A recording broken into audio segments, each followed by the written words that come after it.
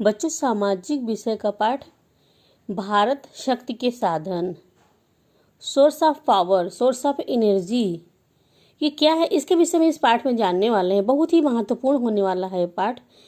तो हम इसके खास खास जो पॉइंट्स हैं उनको डिस्कस करेंगे, उनको हाईलाइट करेंगे, डिक्टेट करेंगे। आप इन बिंदुओं को जानेंगे और बहुत ही महत्वपूर्ण जानकारी आपको प्राप्त होने वाली है। तो आइए आरंभ करते हैं। ऊर्जा, जिसको एनर्जी कहा जाता है, उसका हमारे जीवन में बहुत ही महत्व है। कोई भी कार्य हम लोग बिना ऊर्जा के, बिना एनर्जी के नहीं कर सकते। जिस प्रकार हमें शक्ति आवश्यक होती है, उसी प्रकार हमारे कृषि संबंधी कार्य, एग्रीकल्चरल वर्क हैं, और उद्योग धंधे यानी बिजनेस, ट्रैफिक, परिवहन, यातायात आदि के लिए भी पावर का बहुत ही महत्व है। एनर्जी बहुत ही जरूरी है। इन सभी कार्यों के लिए जिन शक्ति के संसाधनों, जिन रिसोर्सेज की जरूरत होती है, उन्हें शक्ति के साधन कहते हैं। अब ये संसाधन कौन कौन से हैं, शक्ति के साधन कौन हैं?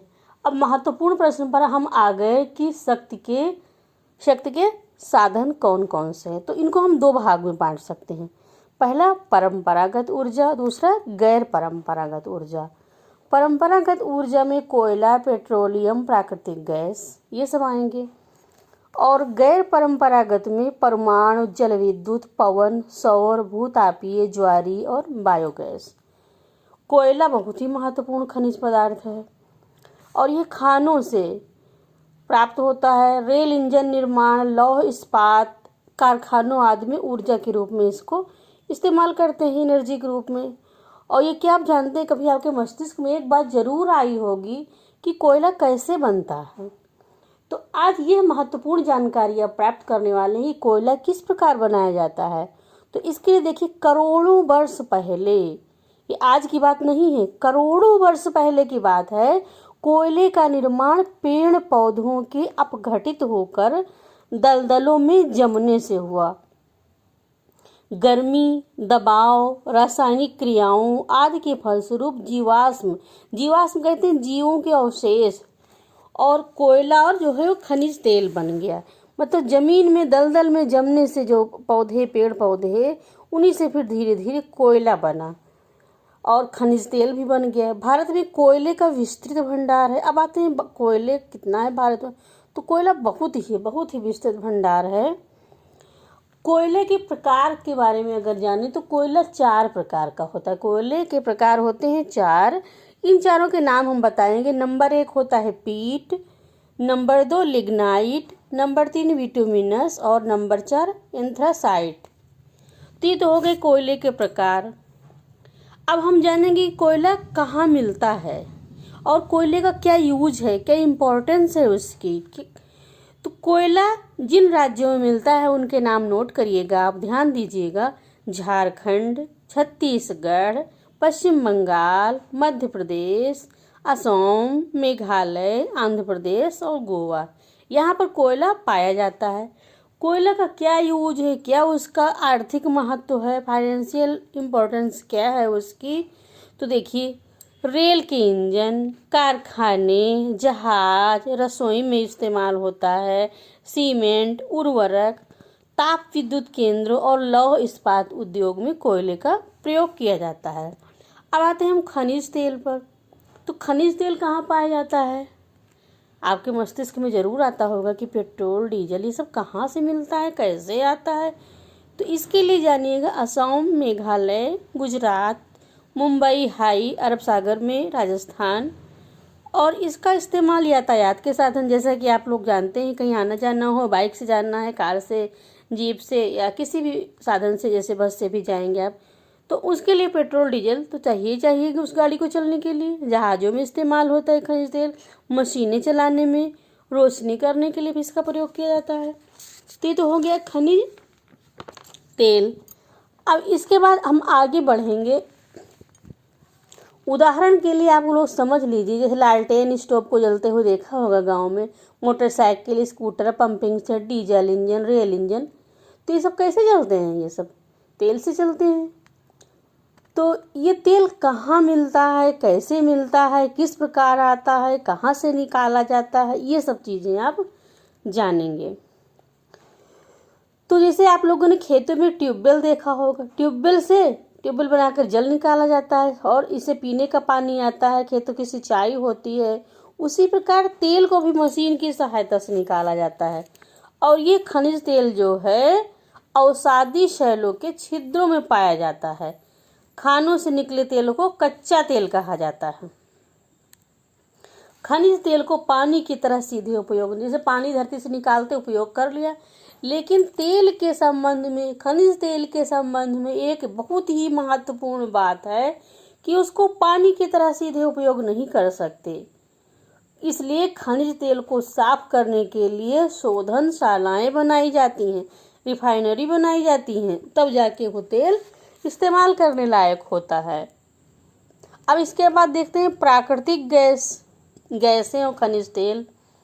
पेट्रोलियम के साथ ही कुओं के भीतर प्राप्त होती है। ज़्यादातर प्राकृतिक गैस क्षेत्र स्थल एवं सागर, महासागर के तलीय भागों में मिलते हैं। और गैस कुओं से मशीनों द्वारा निकाली जाती है और ऊर्जा के रूप में, एनर्जी के रूप में, शक्ति के रूप में इसका प्रयोग किया जाता है। जैसे गैस चूल्हा जलाने में गैस, बिजली के उत्पादन में गैस, मोटर इंजन चलाने में। तो आप प्राकृतिक गैस के बारे में जान गए। अब जानिए जीवाश्मी शक्ति के साधन हैं कोयला, पेट्रोलियम और प्राकृतिक गैस। ये अनवीकरणीय होते हैं। इनका अधिक उपयोग करने से निकट भविष्य में, यानी जब इनका बेहिसाब दोहन किया जाएगा, बेहिसाब इस्तेमाल किया जाएगा, तो भविष्य में ये समाप्त हो जाएंगे। अतः हम सबको बहुत ही ध्यान देने की जरूरत है कि इन सभी साधनों को आवश्यकता से अधिक उपयोग न करें और इनका सीमित उपयोग करें। फिर हम लोग आते हैं जल विद्युत। जल यानी पानी, विद्युत मानी बिजली शक्ति।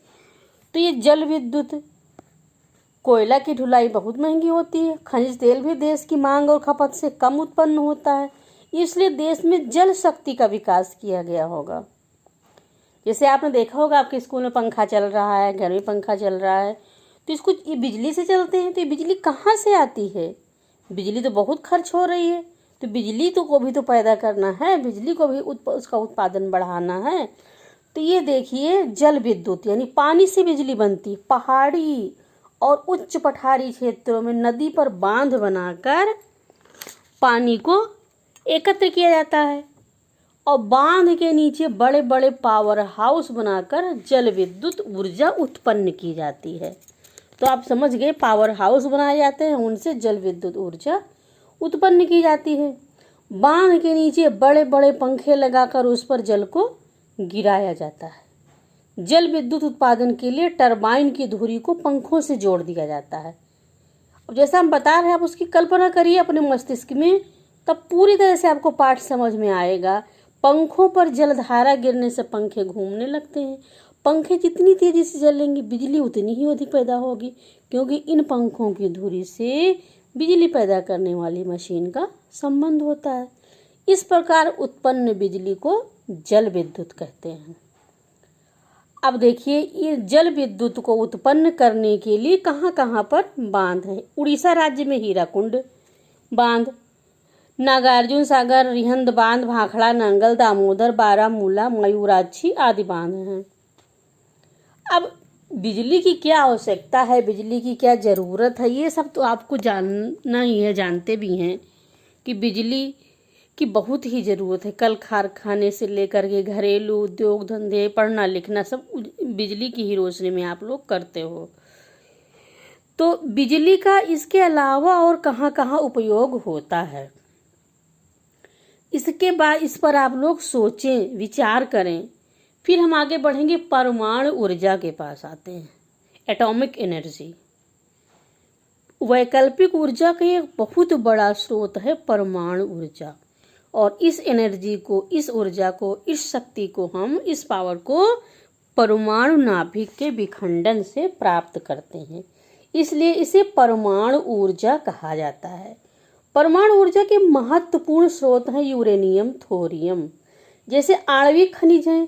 हमारे देश में झारखंड, मेघालय, तेलंगाना, आंध्र प्रदेश और राजस्थान में यूरेनियम के भंडार हैं। अब बहुत ही महत्वपूर्ण प्रश्न का उत्तर आपको मिला, यूरेनियम के भंडार कहाँ हैं? तो ध्यान दीजिएगा, यूरेनियम के भंडार झारखंड, मेघालय, तेलंगाना, आंध्र प्रदेश और राजस्थान में हैं। केरल के तट पर पाई जाने वाली मोनाजाइट बालू से थोरियम प्राप्त किया जाता है, जिसे अणुशक्ति बनाने में उपयोग किया जाता है। अब देखिए, भारत में जो महत्वपूर्ण परमाणु ऊर्जा उत्पादक केंद्र हैं, तारापुर महाराष्ट्र, रावतभाटा राजस्थान, कलपक्कम तमिलनाडु, मनौरा उत्तर प्रदेश, काकरपारा गुजरात, कैगा कर्नाटक, कुडनकुलम तमिलनाडु। अब बहुत ही महत्वपूर्ण है कि प्रश्न, शांतिपूर्ण प्रयोग के लिए परमाणु ऊर्जा का कार्यक्रम 10 अगस्त 1948 को परमाणु ऊर्जा आयोग की स्थापना के साथ शुरू हुआ। भारतीय वैज्ञानिक डॉक्टर होमी जहांगीर भाभा के निर्देशन में 1954 में परमाणु ऊर्जा विभाग की स्थापना की गई। परमाणु शक्ति के विकास में भारत के पूर्व राष्ट्रपति एवं वैज्ञानिक डॉक्टर APJ अब्दुल कलाम का योगदान बहुत ही महत्वपूर्ण है। अब सौर ऊर्जा किसे कहते हैं? सौर ऊर्जा सूरज यानी सूर्य से प्राप्त होने वाली उसमें से जो शक्ति प्राप्त होती है, जो ताकत प्राप्त होती है, उसको सौर ऊर्जा कहते हैं। सौर ऊर्जा प्राप्त करने के लिए सोलर सेल लगाए जाते हैं। सौर ऊर्जा से solar cooker, solar light, solar heater चलते हैं। ये ऊर्जा का महत्वपूर्ण स्रोत है। सौर ऊर्जा उत्पादन क्षमता को वर्तमान में 4 गीगावाट से बढ़कर 100 गीगावाट करना भारत जलवायु कार्य योजना 2030 का लक्ष्य है। अब देखिए, भारत जलवायु कार्य योजना 2030 का लक्ष्य है सौर ऊर्जा उत्पादन को 4 गीगावाट से बढ़ाकर 100 गीगावाट करना। अब एक बहुत महत्वपूर्ण चीज आप जानने वाले हैं, परमाणु ऊर्जा। भारत के सागर तटवर्ती यानी भारत के सागर यानी समुद्री किनारे के जो क्षेत्र हैं और जो नदियों के किनारों के भाग में जो है, जहाँ तेज और लगातार हवा चलती है, वहाँ पवन चक्कियों के समूह लगा करके पवन ऊर्जा का उत्पादन किया जाता है। भारत में पवन ऊर्जा के उत्पादन में तमिलनाडु राज्य बहुत ही आगे है। इसके अलावा महाराष्ट्र, कर्नाटक, गुजरात, राजस्थान आदि राज्यों में भी पवन ऊर्जा का उत्पादन किया जाता है।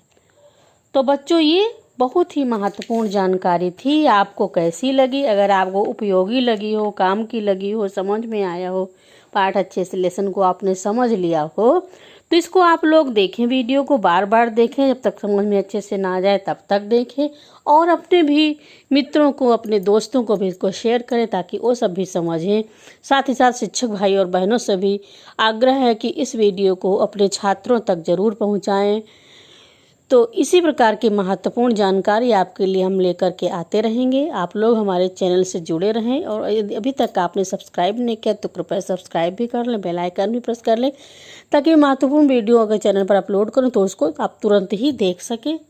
फिर मिलेंगे नई वीडियो के साथ, तब तक के लिए नमस्कार।